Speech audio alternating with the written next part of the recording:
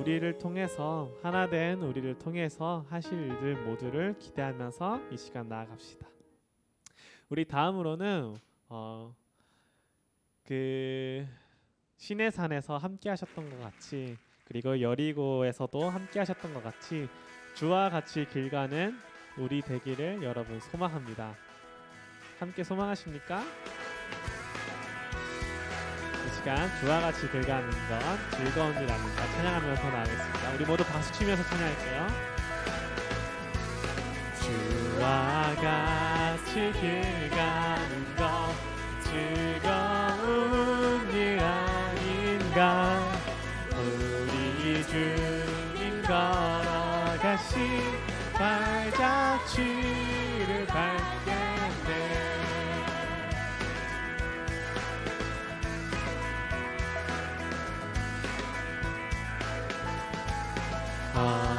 어린아이 같은 우리 미련하고 약하나 주의 손에 이끌리어 생명길로 가겠네. 날마다 주님 따라가리 한 걸음씩 또 한 걸음씩 영원히 함께 하시니 기쁨으로 걸어가리. 날마다 주님 따라갈 준비 되셨습니까? 그 어려운 땅에서도 황폐한 땅 가운데서도 우리 주님과 같이 길 갈 준비 함께 찬양하면서 더 나아가겠습니다. 주만 골짜기라도 주가 인도하는 대로 주와 같이 가겠네. 날마다 주님 따라가리 한 걸음씩 또 한 걸음씩 주님 나와 영원히 함께 하시니 기쁨으로 걸어가리.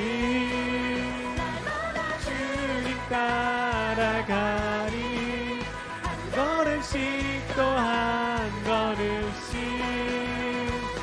주님 나와 영원히 함께 하시니 기쁨으로 걸어가리. 한 걸음 한 걸음 주 예수와 함께 날마다 우리는 걷겠네. 한 걸음 한 걸음 주 예수와 함께 날마다 우리는 걷겠네. 여러분 정말로 한 걸음 한 걸음 주님과 함께 걸을 준비 되셨습니까?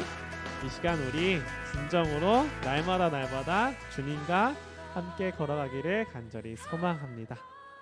네, 이제 우리가 또 빠르게 많은 친구들이 점점 모이고 있는데요. 마지막으로 우리 사용하소서라는 찬양을 한번 부르도록 하겠습니다. 하나님이 우리를 부르셨고 우리가 그 하나님의 부르심에 순종하며 나아갈 때에 정말로 우리 교회가 우리가 하나님의 그 큰 계획에 하나님의 그 이르심에 사용받길 간절히 소망합니다. 함께 이 시간 우리를 사용해 달라는 그 마음으로 소망으로 함께 찬양하며 나아가겠습니다. 주의 십자가 사랑 나의 교회를 사랑케 하네. 주의 교회를 향한 우리 마음 희생과 포기와 가난과 고난 하물며 죽음조차 나를 막을 수 없네. 우리 교회는 이 땅의 희망 교회를 교회되게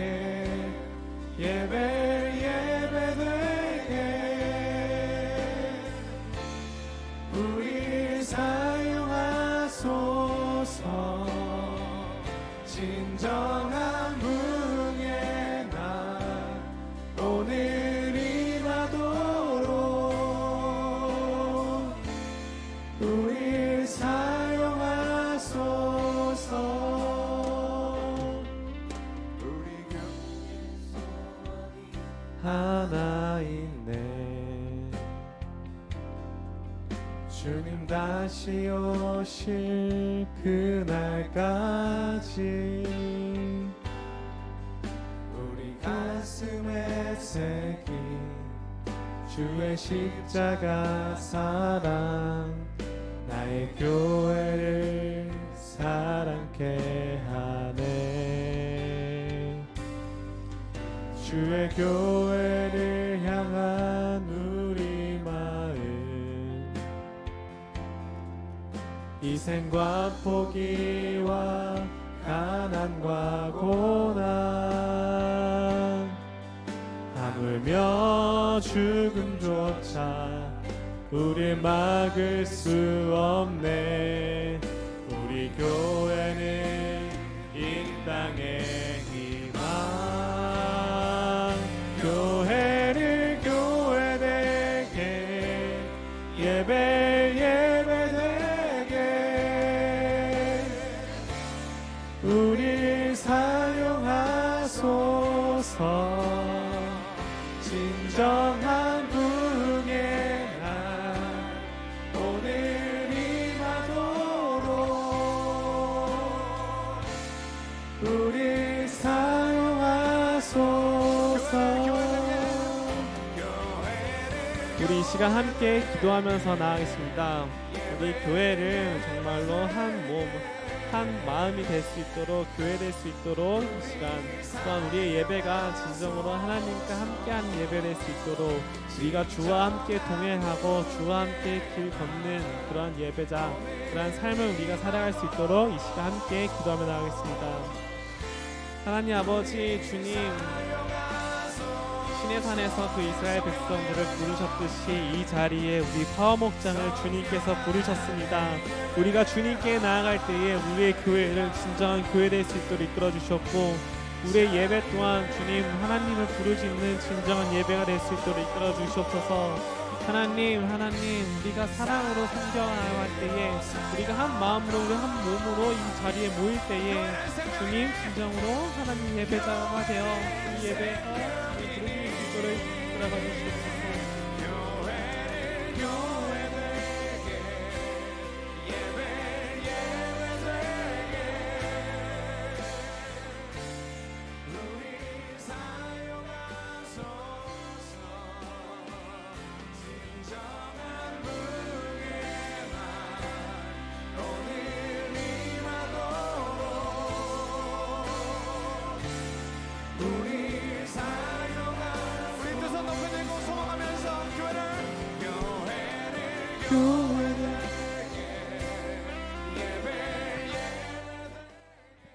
네, 이 시간 예배를 위하여 우리 강영미 선생님 기도해 주시겠습니다.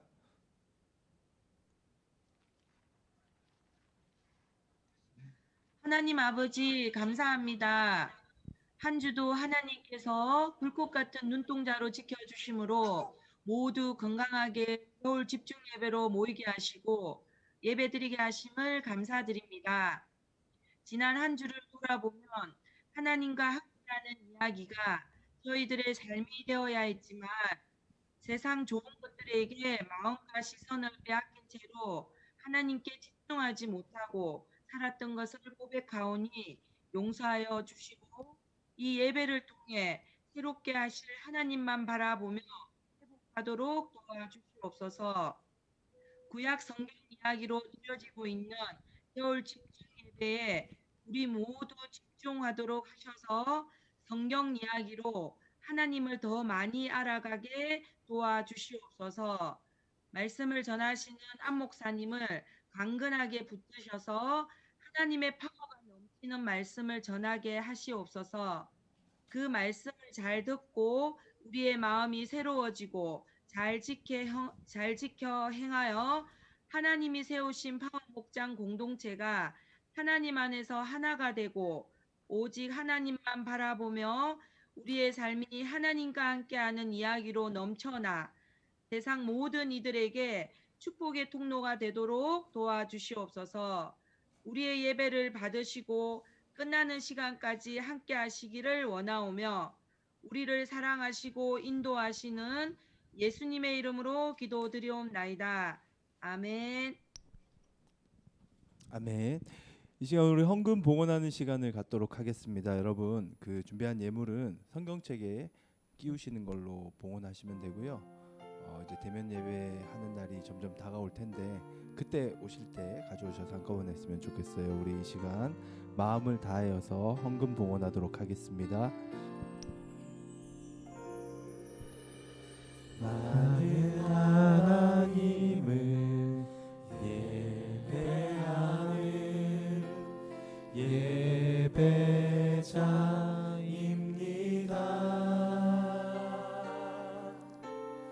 내가 서 있는 곳 어디서나 하나님을 예배합니다.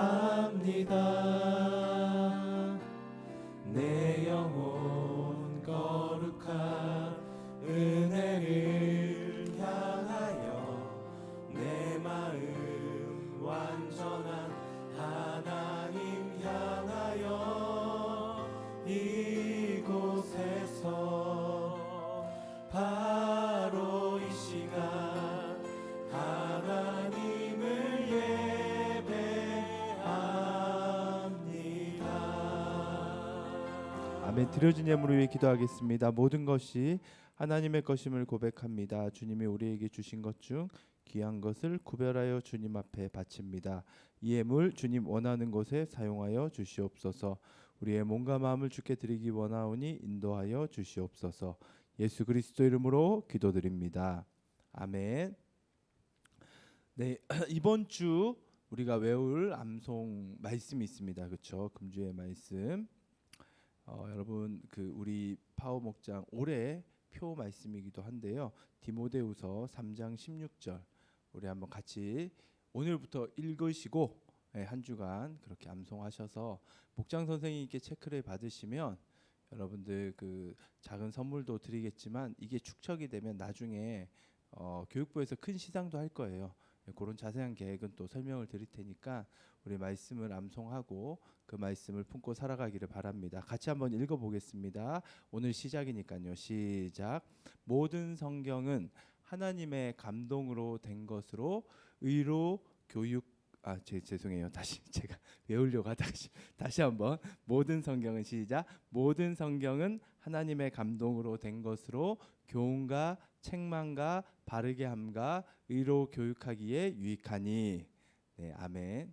이거 외우는 말씀인데 제가 이렇게 갑자기 하려고 하니 당황해서 여러분 저처럼 틀리지 마시고 꼭 이번 한 주간 이 말씀 잘 암송하시고 목장 선생님과 함께 나누시고 그런 복된 한 주 되시기를 바랍니다. 우리 오늘 우리에게 주신 그러면 주일 말씀을 이거 한번 볼게요. 잠시만요. 괜찮아요. 네, 한 번 더 광고를 하겠습니다. 오늘까지거든요. 오늘까지니까 고민 너무 많이 하지 마시고 지금 현재까지 제가 직접 들은 그 아이 신청자 수가 8명 지금 직접 들은 신청자 수는 그래요. 뭐 아직 제가 전달 못 받은 아이들도 있을 것 같아요. 하여튼 많은 친구들이 지금 제자 훈련 하려고 하고 있고요. 여러분들 할 수 있고요. 하나님의 음성을 듣는 그러한 한 해 그게 정말로 기쁘고 행복하다라는 걸 좀 경험했으면 좋겠어요. 여러분 혼자 하는 거 아니고요. 우리 선생님들이 도와줄 거고 매일매일 여러분과 말씀으로 호흡할 겁니다. 그러니까 꼭 이렇게 아직 망설이는 친구가 있다면 용기를 내셔가지고 신청해 주셨으면 좋겠어요. 네, 오늘 우리 주일 주시는 말씀 함께 보도록 하겠습니다. 여호수아서 18장 1절 같이 한번 읽어볼게요. 18장 1절 시작.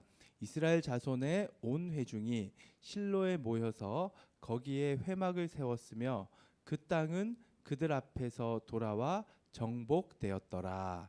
아멘. 네, 제목 한번 보여주시겠어요? 네, 같이 읽어볼까요? 시작. 이스라엘 공동체의 탄생.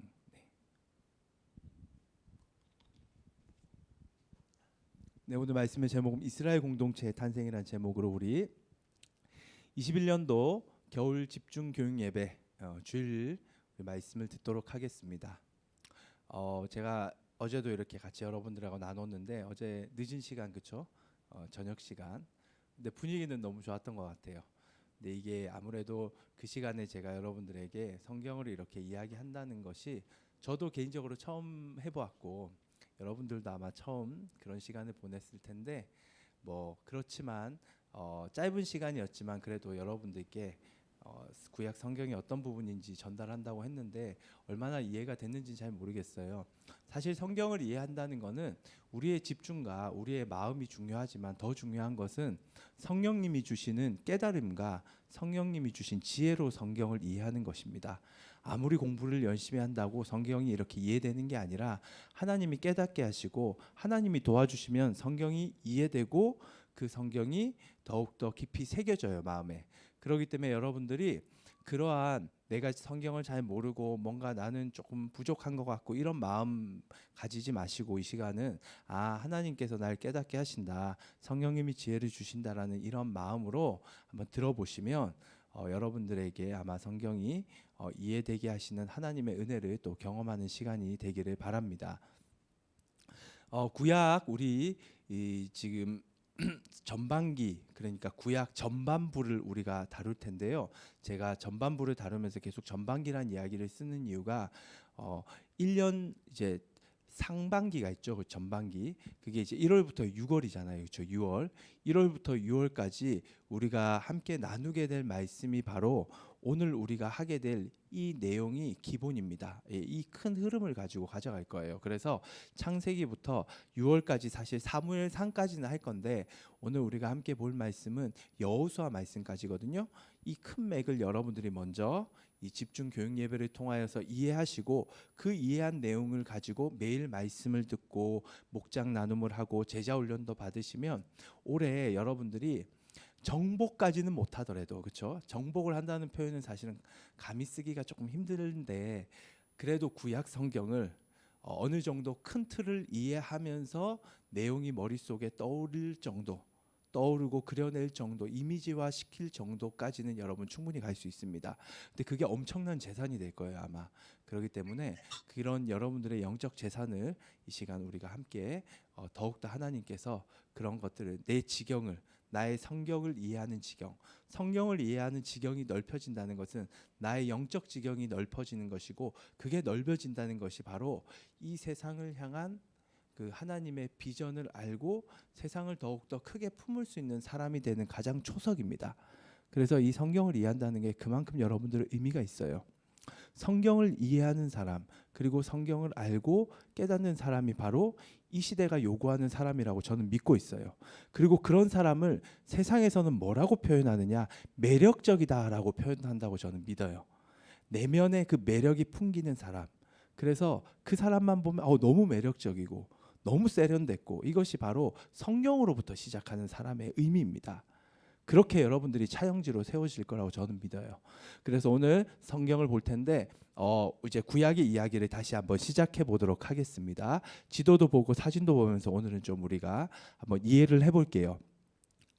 구약의 이야기는 하나님께서 태초에 천지를 창조하시지만 아담과 하와가 선악과를 먹는 사건을 통해 하나님 앞에 죄를 범하는 사건으로 시작합니다. 그래서 아담과 하와로부터 시작하여 인간이 타락했다라는 것을 성경이 말하고 있습니다. 하나님을 등졌다라는 것이죠. 그런데 이러한 타락한 인간을 하나님은 구원하기를 원하셨어요. 구해주고 다시금 하나님 백성으로 삼기를 간절히 원하셨습니다. 그래서 하나님이 계획을 하셨는데 그 계획에 있어서 하나님은 한 가족을 택하세요. 한 가정을 택하십니다. 사실 성경은 한 사람의 이름을 부각시키고 있지만 사실은 그 한 사람이 아니라 가문이에요. 가족이에요. 가족. 그래서 이제 그것을 조금 학문적인 이렇게 공부하는 용어로는 이제 족장이라는 표현을 쓰는데 부족 이런 표현, 고대 시대니까. 여튼 우리식으로 말하면 한 가정, 한 가족을 택했는데 그 가족의 가장이 되는 사람이 바로 아브라함이라는 사람이었습니다. 하나님이 아브라함을 택했어요. 성경을 한번 볼게요. 창세기 12장 1, 2절 같이 읽겠습니다. 시작. 여호와께서 아브라함에게 이르시되 너는 너의 고향과 친척과 아버지의 집을 떠나 내가 내게 보여줄 땅으로 가라. 내가 너로 큰 민족을 이루고 내게 복을 주어 내 이름을 창대하게 하리니 너는 복이 될지라. 그렇죠? 하나님께서 아브라함을 택하셔가지고 지금 있는 곳, 그곳을 떠나 내가 내게 보여줄 땅으로 가라고 말씀하십니다. 아브라함이 있었던 곳은 하란이라는 곳이었어요. 그런데 이 하란을 떠나 가라는 거예요. 근데 성경을 자세히 보시면 어디로 가라는 말을 하나님이 하지 않습니다. 쉽게 얘기해 어딘지도 모르고 가라고 하셨는데 아브라함은 이 가라는 그 말에 순종을 합니다. 이게 믿음이라는 거죠. 창세기 아브라함 가문 사건을 통하여, 가정 사건을 통하여 성경이 말하고 싶은 것은 이것이 믿음이라는 거예요. 이게 믿음의 본복이라는 것을 정확하게 보여주고 있습니다.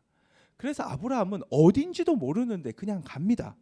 그렇게 가는 여정을 우리가 지도를 통해 한번 확인해 볼게요. 지도 한번 보여주세요. 보시면 위에 하란이라는 곳에, 그렇죠, 제가 동그라미를 쳐놨죠. 그 하란이라는 곳, 이곳에서 잘 살고 있었는데 나름 자수성가하며 그렇게 부를 이루고 있었는데 여기에서 부르셨던 거예요. 아까 창세기 12장에. 그래서 가라라고 얘기를 하세요. 그래서 어디로 가느냐? 어딘지도 모르고 떠납니다. 그래서 25년 동안 어딘지 모르니까 여기도 가보고 저기도 가보고 저기도 가보고 하면서 왔다 갔다 했는데 이 땅은 하나님이 주신 땅인가? 이 땅이 하나님이 주신 땅인가? 그런데 거기 가도 정착을 못하는 거예요. 아, 여기는 아닌가 보다. 왜냐하면 원래 살던 사람들이 거기 있었으니까요. 여긴가? 여기도 아닌가 보다. 여긴가? 여기도 아닌가 보다. 그렇게 25년을 돌아다닙니다. 거류하며 다녀요. 거류민으로서.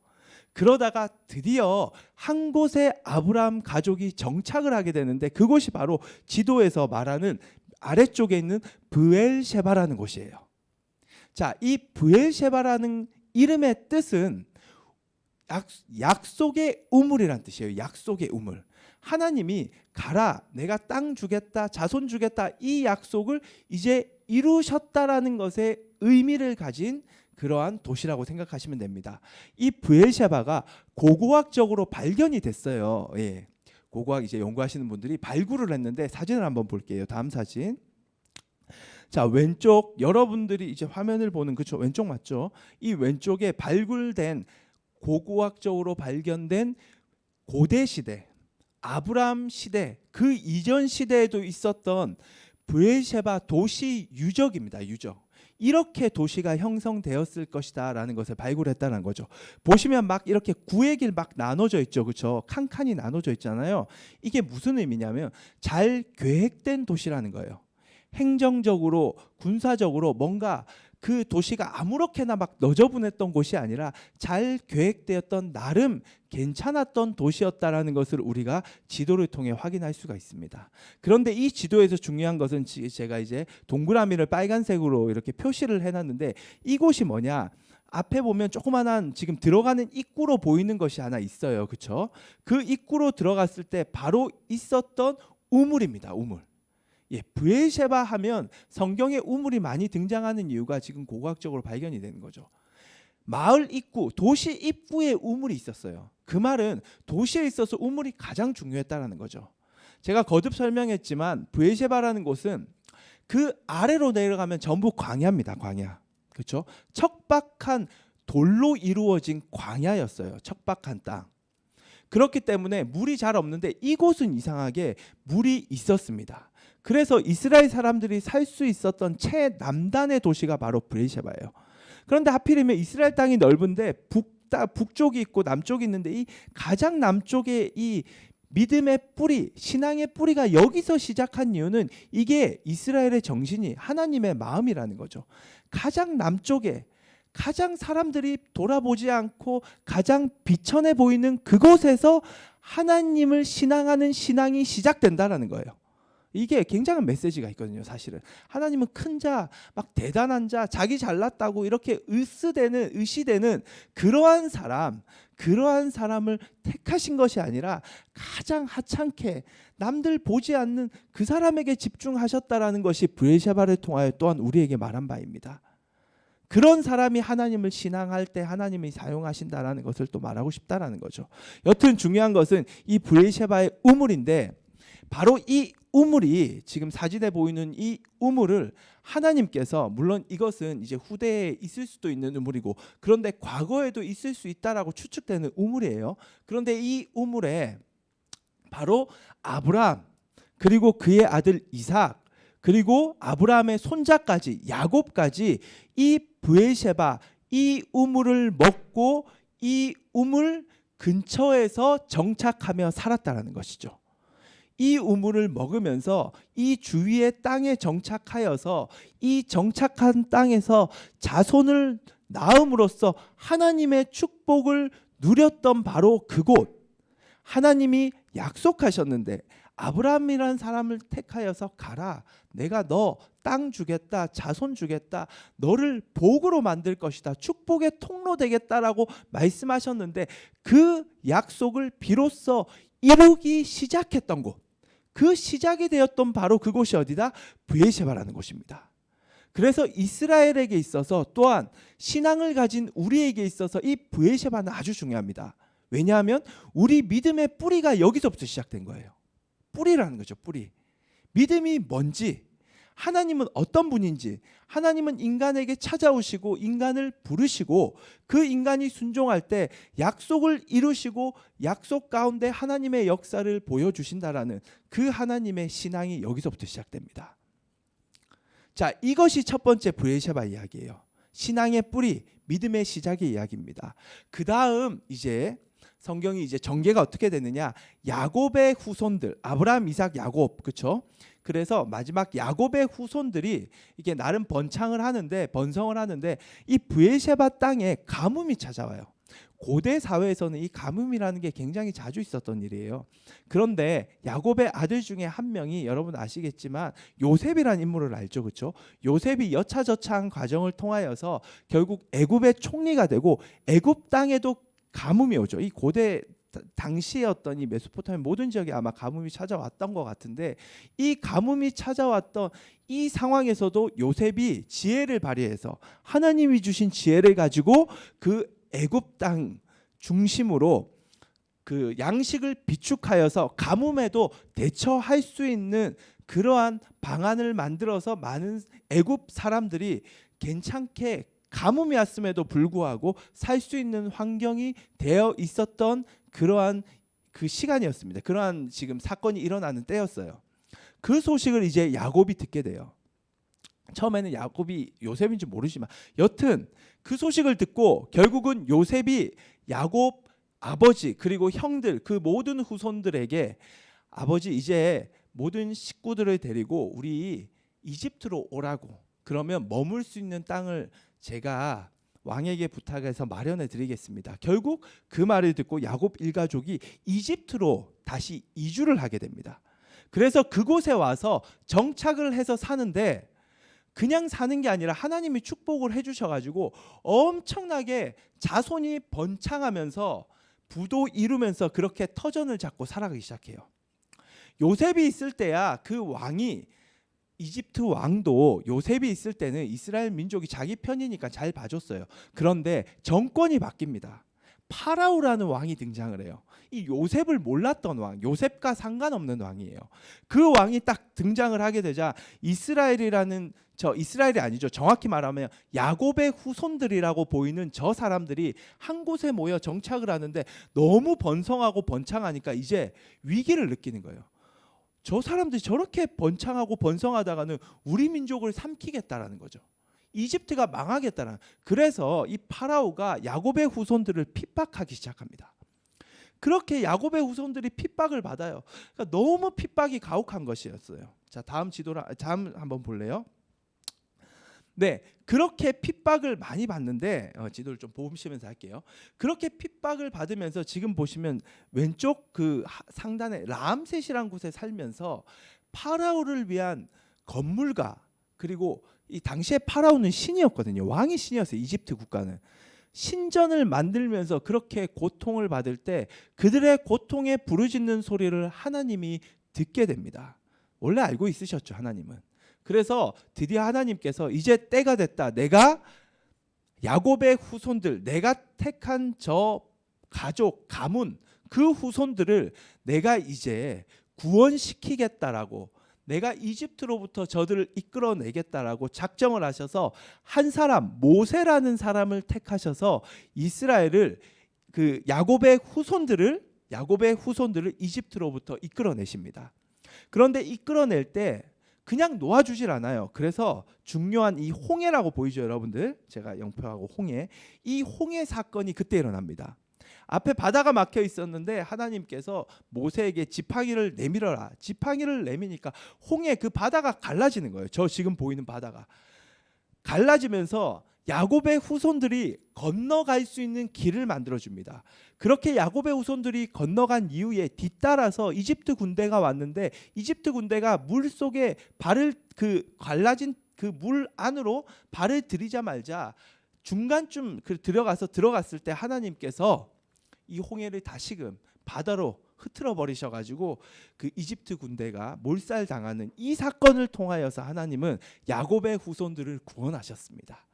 그렇게 노예 생활을 했던 야곱의 후손들을 이제 이집트로부터 구원하셔서 하나님께서는 어디로 이 민족을 데려가시냐? 바로 그 밑에 보이시죠? 시내산이라는 곳으로 하나님이 데려가세요.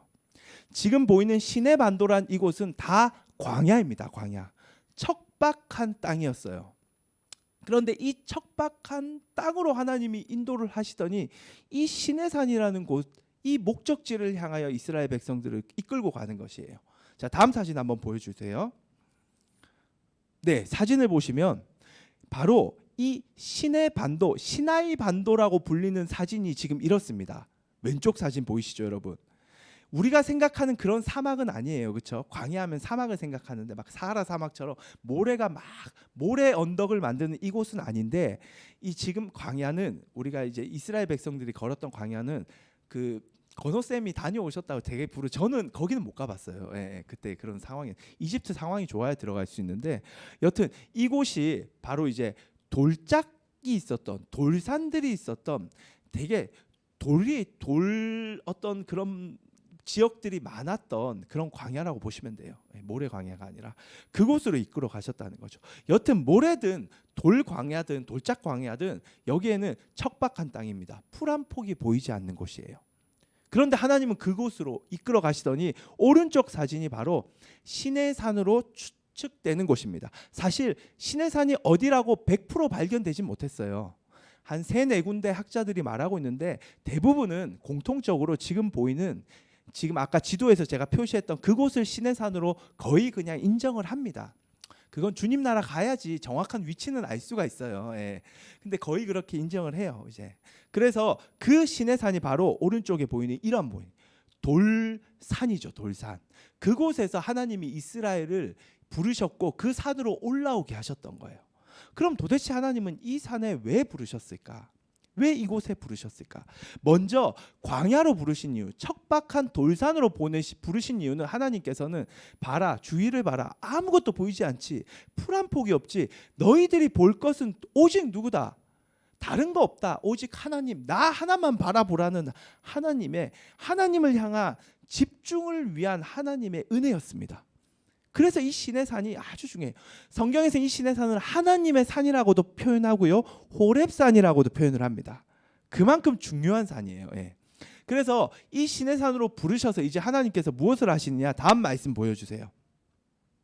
자, 이 돌산 위에서 위로 부르시더니 하나님이 이스라엘 민족에게, 그 이스라엘 민족을 대표하는 모세에게 이 말씀을 하십니다. 우리 한번 읽어보겠습니다. 시작. 세계가 다 내게 속하였나니 너희가 내 말을 잘 듣고 내 언약을 지키면 너희는 모든 민족 중에서 내 소유가 되겠고 너희가 내게 대하여 제사장 나라가 되며 거룩한 백성이 되리라. 너는 이 말을 이스라엘 자손에게 전할지니라. 너희가 내 말을 잘 듣고 나를 인정하면 그러면 너희들 내 소유가 될 것이다. 어떻게 할래? 너희들 내 소유가 되길 원하니? 야곱의 후손들아, 내 소유가 되고 싶니? 라고 하나님이 이 산에서 물으셨던 거예요. 여러분에게 그런 질문을 한다면 여러분 어떻게 대답하시겠어요? 이스라엘은 이렇게 대답했습니다. 하나님, 우리가 하나님의 소유가 되겠습니다. 하나님 거 되겠습니다. 우리가 이제 다른 신들을 바라보지 않고 하나님만 바라보겠습니다. 하나님의 말씀을 지켜 행하겠습니다라고 그 하나님의 부르심에 응답했습니다.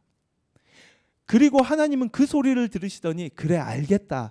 너희는 이제부터 내 소유다. 내 거야. 이제 아무도 너희들을 해하거나 너희들을 어떻게 할 수 없어. 내가 철저히 보호할 거고 내가 인도할 거야. 나도 이제 지금부터 너희의 하나님이 될 거다. 나는 다른 민족의 하나님 그것도 있지만 가장 우선적으로 너희들의 하나님이야 라고 하나님이 그렇게 대답을 해주십니다. 이게 바로 하나님의 부르심이에요. 이 부르심으로 말미암아 하나님의 소유, 하나님의 거, 이스라엘이라는 이 민족이 드디어 탄생을 합니다. 지금까지 걸어왔던 길은 사실 야곱의 후손의 길이었어요. 그런데 여기서부터 이 야곱의 후손이라는 이것을 이 길을 표현하는 이 민족 후손들을 표현하는 말이 히브리라는 말이에요. 성경이 히브리인 성경 구약이 히브리어로 쓰여졌다 얘기를 하는데 이 히브리인이 바로 여기까지의 정체성이라면 이제부터 여기서부터는 이 시내산에서 하나님의 거가 되는 순간부터 이스라엘이라는 이름으로 바뀝니다. 이스라엘 이름의 탄생이에요. 이스라엘 민족의 탄생입니다. 하나님 백성의 탄생입니다. 하나님 자녀들의 탄생인 거예요. 그렇게 탄생을 하는 겁니다. 자, 그러면 이렇게 탄생을 했을 때 여러분 그 하나님의 자녀가 이제 하나님 백성으로 살아가야 되는데 그게 쉽지가 않아요. 쉽지가 않아요. 그래서 하나님이 특단의 조치를 취하세요.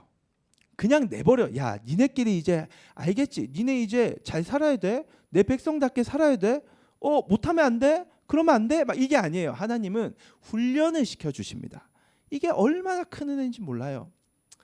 자, 하나님의 음성을 들으세요. 제가 여러분들한테 얘기해 드리고 나서 왜 음성 못 들어요?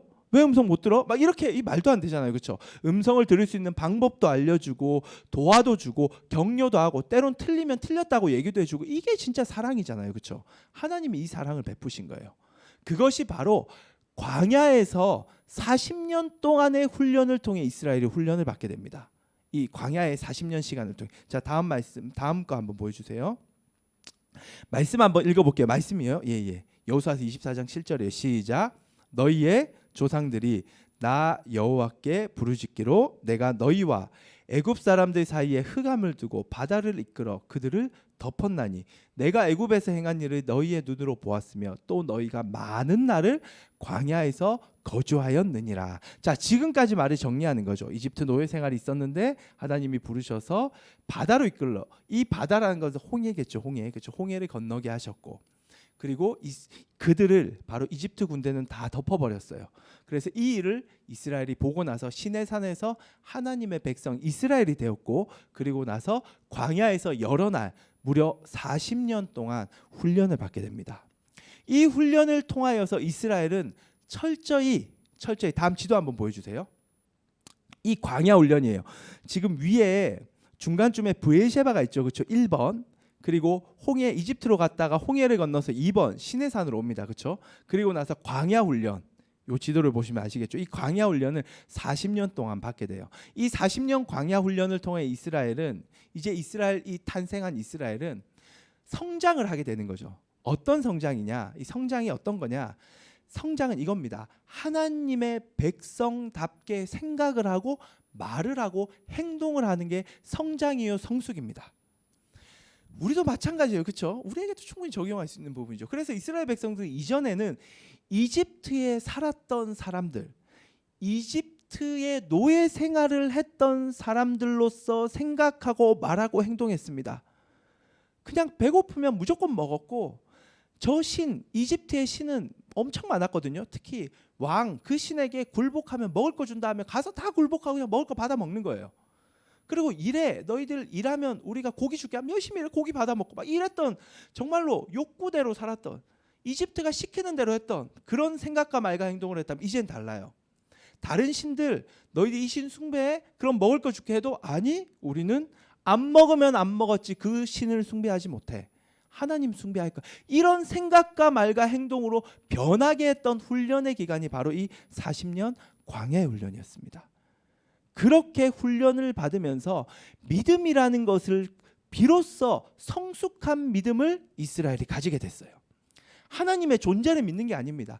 하나님을 철저히 신앙하는 거. 내 생각과 말과 행동 모든 것들을 하나님께 다 맞춰가지고 철저히 하나님만 바라보며 하나님의 백성으로 살았던 그 훈련을 끝내고 나자 하나님은 됐다. 이제 됐다. 이제 내가 너희들에게 원래 주기로 했었던 아브라함, 이삭, 야곱, 너희들 신앙의 선조들에게 주기로 했었던 저 약속의 땅으로 내가 너희들 데려갈게. 자, 나를 따라와 하면서 하나님이 이스라엘 민족을 이끄셔가지고 지금 보시면 드디어 3번의 그 지역으로, 지도의 3번의 지역으로 이끌고 가십니다. 훈련 받았죠. 믿음 생겼죠. 성숙했죠. 이제 약속의 땅에 들어가는 거예요. 근데 약속의 땅에 들어가면 이제 다 끝났으니까 가면 모든 것들이 호화롭게 다 펼쳐질 줄 알았어요. 근데 딱 들어갔는데 첫 번째 그들을 막았던 성이 바로 뭐죠? 3번 여리고성입니다. 여리고성. 처음 맞닥뜨린 성이에요. 그런데 그 성은 그냥 성이 아니었어요. 엄청난 성이었습니다. 이 여리고라는 이 곳이 인류가 생긴 이래로 가장 최초의 도시가 여기에 생겼대요. 이 지중해보다 지반이 낮은 곳인데 왜 여기에 생겼을까 생각을 해봤는데 이곳은 기후가 따뜻합니다. 1년 내내 춥잖아요. 한국은 너무 춥죠. 이번에 겨울 너무 추웠는데 여기는 평균 기온이 15도에서 31도 그 사이예요. 그러니까 선선하고 살기 좋죠. 물도 많았대요. 그러니까 인간이 정착하기 너무 좋은 환경이었던 거죠. 그리고 가보면 알겠지만 종려나무가 많아요. 야자수 같이 생긴 나무. 예. 그만큼 물이 풍부하고 비옥한 도시였습니다. 그러니까 인류가 최초로 도시를 세웠던 그곳, 전통 역사가 있고 인류의 문화가 응집된 그곳의 성은 어떻겠어요? 어마어마했겠죠. 인간 문화, 인간이 이루어낸 업적을 상징하는 큰 성을 가지고 있었습니다. 사진을 한번 볼게요.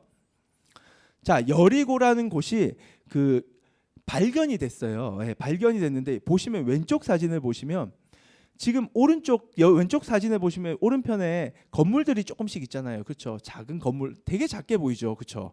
이게 건물이에요, 건물. 근데 그 옆에 보면 여리고 이 발견된 유적은 어마어마한 크기입니다. 이게 발견된 여리고 성으로 추측되는 그 유적이에요, 유적. 4만 평 정도가 된다고 합니다. 어마어마하게 컸던 거예요. 이 성을 이루는데 그냥 성이 아니라 오른쪽 그림을 보시면 내벽과 외벽으로 이루어진 결코 무너지지 않는 철옹성이었습니다. 내벽은 높이가 14m래요. 외벽의 두께가 2m입니다. 제 키보다 더 커요. 제가 2m가 조금 안 되거든요, 여러분들. 그래서 엄청 큰 두께를 가진 외벽을 가진 정말로 인간이 무너뜨리기가 너무나도 불가능해 보이는 그 성이 눈앞에 펼쳐진 거예요. 그런데 이스라엘이라는 이 민족이 훈련을 받았는데 군사 훈련을 받은 건 아니잖아요. 그렇죠? 엄청난 그 최신 무기를 가진 것도 아니었습니다. 그들이 받았던 훈련은 그저 믿음 훈련이에요. 하나님의 방식으로, 하나님의 마음으로, 하나님의 백성으로 생각하고 말하는 행동이 다였습니다. 그런데 그 성 앞에 서니 이제 황당한 거죠. 하나님이 어떻게 해야 됩니까? 그때 하나님이 말씀을 하세요. 음성을 들려주십니다. 그 음성 듣는 장면을 우리가 말씀을 통해 확인해 볼게요. 같이 읽겠습니다. 시작. 이스라엘 자손들로 말미암아 여리고는 굳게 닫혔고 출입하는 자가 없더라. 굳게 닫혀 있죠. 그렇죠? 그만큼 굳건했고 단단한 성이었다라는 건 성경이 표현하고 있습니다. 문이 활짝 열려 있었던 것이 아니에요. 무너뜨리기가 불가능해 보였더라. 그런데 3절부터 이제 하나님이 말씀하기 시작하는데 시작. 너희 모든 군사는 그 성을 둘러 성 주위를 매일 한 번씩 돌아 엿새 동안을 그리하라. 제사장 7은 7 양각 나팔을 잡고 언약궤 앞에서 나아갈 것이요 7째 날에는 그 성을 7번 돌며 그 제사장들은 나팔을 불 것이며 제사장들이 양각 나팔을 길게 불어 그 나팔 소리가 너희에게 들릴 때에는 백성은 다 큰 소리로 외쳐 부를 것이라. 그리하면 그 성벽이 무너져 내리리니 백성은 각기 앞으로 올라갈지니라 하시매. 잠시만요. 하나님의 말씀은 결코 이성적이고 합리적이지 않았습니다. 성을 그냥 돌래요. 하루에 한 바퀴씩. 이 땅밟기라고 하죠. 땅밟기. 그냥 도는 거예요. 벽을 돌다가 밀지도 않아요. 그냥 돌아요. 그리고 일곱째 되는 날은 7바퀴 돌고 우리가 어제 했죠, 그렇죠? 나팔을 불고 막 그렇죠? 뛰고 뭐 나팔 불고 막 뛰면서 이게 소리 쳤겠죠. 외쳐라, 소리 질러, 그렇죠? 소리 지르고 나팔 분다고 성이 무너지겠습니까, 그렇죠? 근데 하나님이 그렇게 말씀하신 거예요. 이 말씀에 순종을 합니다. 이스라엘은 광야 40년 동안 철저히 훈련받았어요. 훈련을 받았기 때문에, 믿음으로 무장했기 때문에 이 황당하고 비이성적이고 비합리적인 하나님의 말씀에 알겠습니다, 하나님 우리가 그렇게 하겠습니다 하고 온전히 순종을 합니다. 그리고 그 순종을 하고 그렇게 했더니 철옹성과 같은 이 여리고 성이 무너지게 된 사건이 바로 여리고 사건입니다. 완전히 무너진 거죠. 그리고 들어가서 하나님이 명령합니다. 아무것도 남기지 말고 다 진멸해 버려라. 그것도 우리가 순종하겠습니다 하고 다 진멸해 버려요. 물론 진멸하지 못한 한 가지가 남아 아간 사건이 등장하지만 그것도 하나님이 회복시키십니다. 이렇게 하나님 말씀을 듣고 음성을 듣고 그 음성대로 순종했던 이 여리고 성의 무너뜨린 사건을 통하여서 이것을 시작으로 이제 이스라엘 백성은 이후 승승장구하며 약속의 땅, 하나님이 보여주신 땅을 점령하기 시작했고 결국은 그 땅을 차지하게 되었던 것이 바로 구약의 이야기입니다. 이렇게 차지하게 되었다는 것이죠. 그런데 이렇게 약속의 땅을 차지한 이후에 이스라엘 민족이 모두가 한 곳으로 모이게 돼요. 이제 우리가 다시 모여서 우리를 정비하고 이제 하나님이 주신 이 약속의 땅 우리가 차지했는데 우리가 모여서 이제는 하나님을 찬양하고 예배드리자, 이러한 마음으로 한 곳을 우리가 그 이스라엘이 모이게 됩니다. 사진을 한번 볼게요. 그곳이 바로 빨간색으로 지도에서 표시한 실로라는 곳이에요. 빨간색 동그라미로, 그렇죠? 그 빨간색 동그라미 이 실로라는 곳인데 이곳으로 모두가 모이게 돼요. 근데 이곳으로 모일 때 보시면 잘 보세요. 다시 지도를 조금만 크게 보여주시면 위 북쪽과 남쪽 보시면 제가 북쪽에 지금 표시를 했고 남쪽에 그 동그라미 표시를 했잖아요. 이 북쪽과 남쪽 여기가 북남의 이스라엘의 경계라고 보시면 됩니다. 땅의 약속의 땅의 경계로 보시면 돼요. 이 약속의 땅의 경계 줄 남쪽과 북쪽에서 보시면 중앙에 위치한 곳이 실로예요. 실로. 딱 중간에 위치, 모두가 올 수 있게끔 위치를 시켰다는 거죠. 그래서 이곳에서 이스라엘은 모두 모여서 하나님께 예배를 했습니다. 자, 예배를 하기 위해서는 성막이 필요해요. 광야 때는 이 성막을 이동하면서 막 텐트를 치면서 예배를 드렸는데 이제는 고정된 성막을 여기에 처음으로 세웠던 겁니다. 이스라엘이 이제 여기에 예배당을 만들었던 거예요. 그래서 지금 위에 사진은, 오른쪽 위에 사진은 당시 이스라엘의 성막이 있었을 장소로 추측되는 고고학 유적, 그 자리가 발굴이 된 자리고요. 그 밑에 그곳에 아마 이렇게 성막을 지었을 것이다 라는 것을 모형도로 보여주는 거예요. 그리고 이 성막 안에는 뭐가 있었냐, 하나님이 임재하고 하나님이 이스라엘에게 찾아오셔서 만났던 언약궤가 거기에 안치되어 있었습니다. 이곳에서 이스라엘은 하나님을 찬양하며 예배했습니다. 자, 그 예배한 장면 성경을 통해 확인해 볼게요. 자, 같이 읽어보겠습니다. 여호수아 오늘 본문 주제 말씀인데요. 시작. 이스라엘 자손의 온 회중이 실로에 모여서 거기에 회막을 세웠으며 그 땅은 그들 앞에서 돌아와 정복되었더라. 지금 보시면 온 회중이 어디에 모였죠? 실로에 모였어요. 네. 그래서 온 회중은 모든 이스라엘을 의미합니다. 거기서 회막을 세워요. 성막을 세워서 거기에서 하나님을 예배합니다. 그리고 땅을 차지하긴 했지만 여전히 남아 있었던 곳도 있었고 아직 다 분배를 못했어요. 그렇게 예배한 이후에 다 분배를 합니다. 땅을 분배, 지파끼리 막 분배를 하거든요. 그러니까 그 이스라엘 안에도 여러 12지파가 있었어요. 가족 무리들이 많았습니다. 네. 부족들이 많았거든요. 그들에게 다 분배를 해주었다는 거죠. 중요한 것은 이 실로에서 이제 모든 이스라엘 민족이 모여서 하나님을 예배했다라는 거예요. 그 예배를 통해 어떤 간격을 누렸겠어요? 그들은 생각했겠죠. 야, 저 아브라함, 이삭, 야곱 우리 선조로부터 시작되었던 그 신앙의 뿌리, 그 뿌리가 이제 이집트에서 노예 생활을 했던 우리를 구원하시는 그것으로부터 하나님이 시작하셨고, 그렇게 우리가 홍해를 건너서 그 기적과 같은 체험을 하고 이후에 시내산에서 하나님의 백성으로 부르심을 받고 하나님의 자녀가 된 이후에 광야에서 하나님이 그렇게 우리를 교육하고 훈련시켜서 믿음을 생기게 해주셨더니, 우리같이 노예일 뿐이었던 우리가 이 젖과 꿀이 흐르는 이 풍성한 약속의 땅, 이 땅을 차지하게 만드셨던 하나님의 은혜를 찬양하면서 이 모든 이스라엘은 이제 우리가 이제 정말로 하나님 한 분만을 섬기는 공동체가 되겠습니다.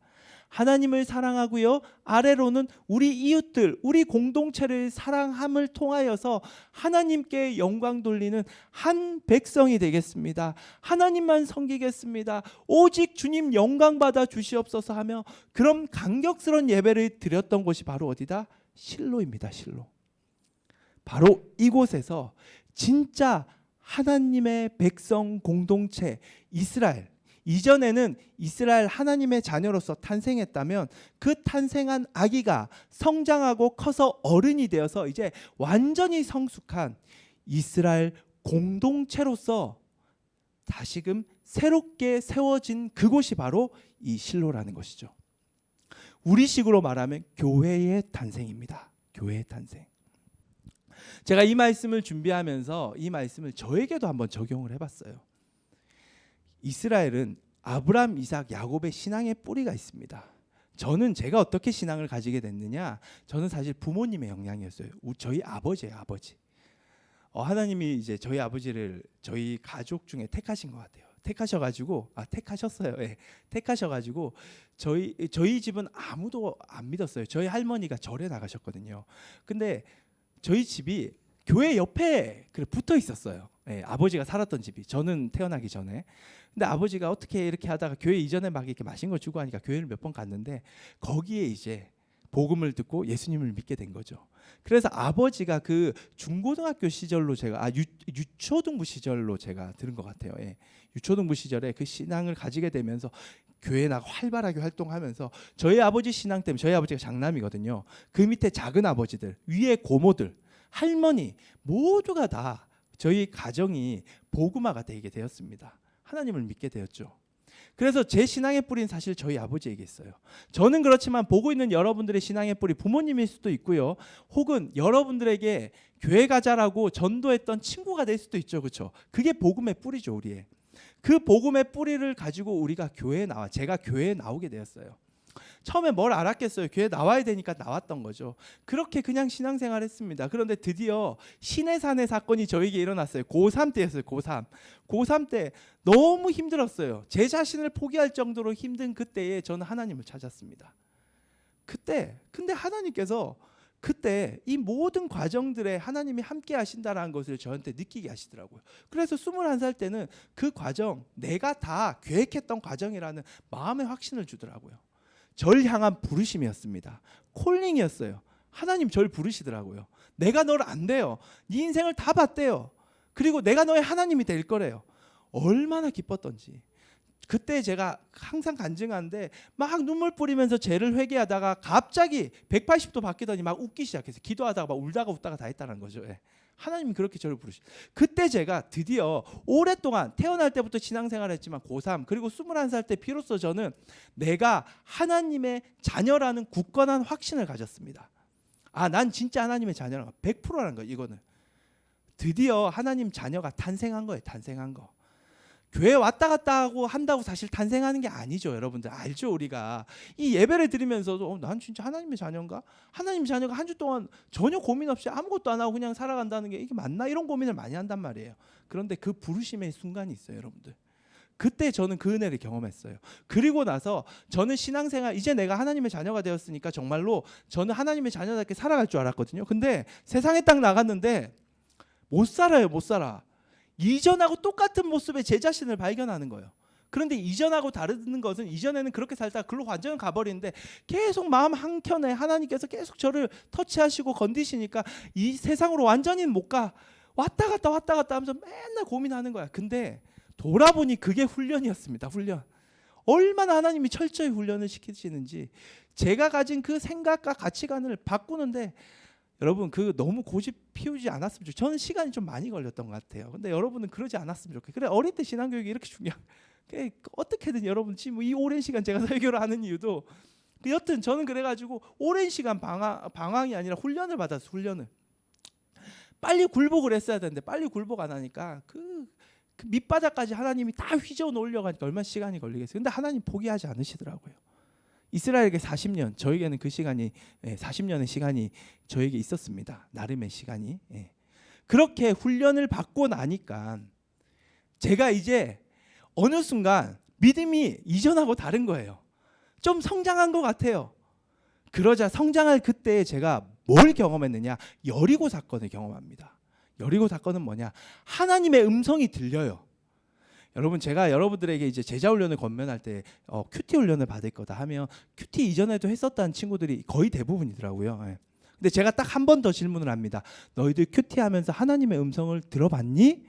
그러면 100의 100은 다 못 들어봤다라고 얘기를 해요. 이게 핵심이거든요. 이게 큐티는. 정말 하나님의 음성이 들리는 거예요. 깨달아지는 거예요. 이해가 되는 거예요. 소리로 요한 장범아 이런 건 아닌데 마음으로 깨달아지고 확신이 되는 거. 이거 하나님의 음성이라는 거. 그러니까 음성을 들으니까 어떻게 하더라? 순종을 하게 됩니다. 여리고가 바로 그 사건이에요. 그 사건을 경험을 한다라는 거죠. 그리고 그런 사건을 경험한 이후 또한 주일에 이렇게 나와서 여러분과 함께 한 백성, 한 공동체, 한 파워 목장이 되어서 한 하나님만을 예배하는 지금 주일 예배를 드리고 있습니다. 지금 이 주일 예배의 이 순간이 바로 뭐죠? 실로예요. 실로. 한 백성 공동체, 파워 목장. 하나님이 우리 파워 목장을 이 주일에도 세우고 계시는 것입니다. 저에게도 이게 적용이 되더라고요. 여러분, 이 길은 저뿐만 아니라 우리 선생님들이 걸었던 신앙의 여정이요, 이스라엘뿐만 아니라 여러분들이 걸어가게 될 신앙의 여정입니다. 구약의 전반부는 이것을 말하고 있습니다. 여러분 이 이야기를 이해하시고 이 이야기를 머릿속에 그려가시면서 이번 상반기 저와 함께 우리 선생님들과 함께 열심히 성경으로 훈련받고 말씀으로 교육받고 말씀으로 터치함을 받아 차영지로 세워지는 저와 여러분 되기를 간절히 바랍니다. 우리 시간 같이 찬양하면서 나아가도록 하겠습니다. 우리 사용하소서 찬양할게요.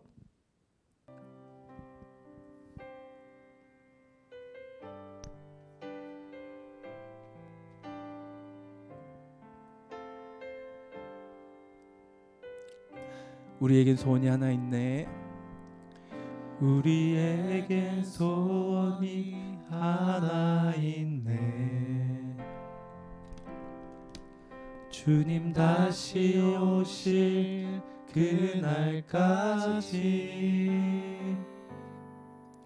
우리 가슴에 새긴 주의 십자가 사랑 나의 교회를 사랑케 하네. 주의 교회를 향한 우리 마음 희생과 포기와 가난과 고난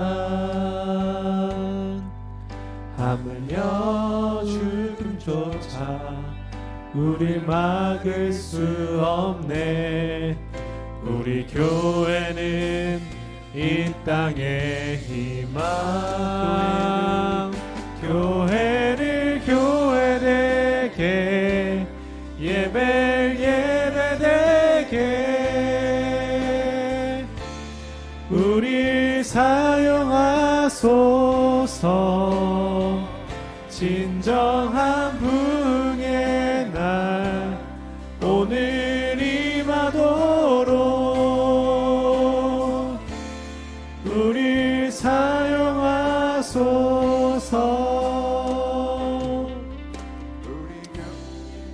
네, 하나님이 우리 파워 목장 공동체를 한 공동체로 부르셨습니다.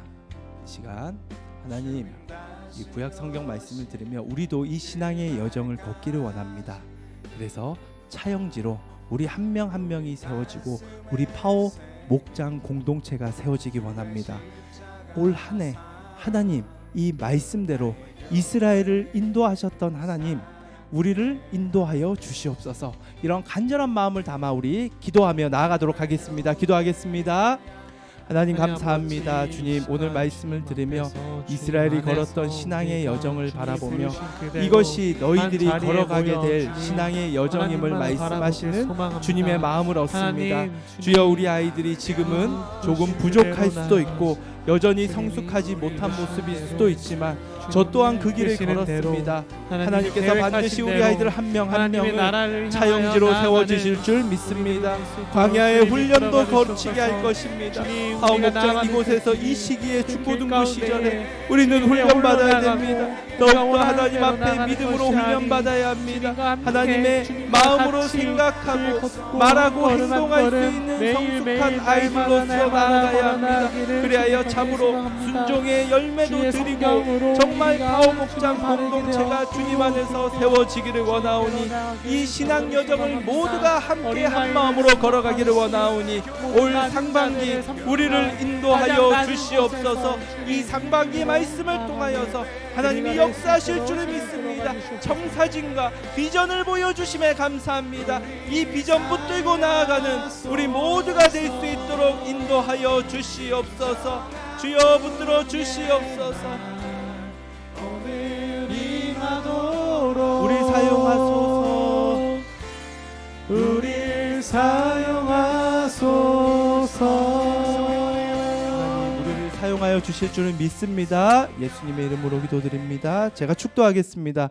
이제는 우리를 위하여 십자가에 달려 죽으신 예수 그리스도의 은혜와 우리를 전부라 말씀하시는 하나님의 큰 사랑과 오늘도 말씀하시고 위로하시는 성령의 교통하심이 주께서 이스라엘의 신앙의 여정, 그 뿌리부터 공동체로 세워지는 이 여정을 우리에게 보여주심으로 하나님께서 우리가 나아가야 할 그 청사진과 비전을 제시함을 믿고 세상을 향하여 담대하게 주님이 이제 우리를 인도하신다라는 믿음 가지고 나아가는 파워목장 모든 아이들, 우리 선생님들 머리 위에 이제로부터 영원토록 함께 하옵시기를 간절히 축원하옵나이다.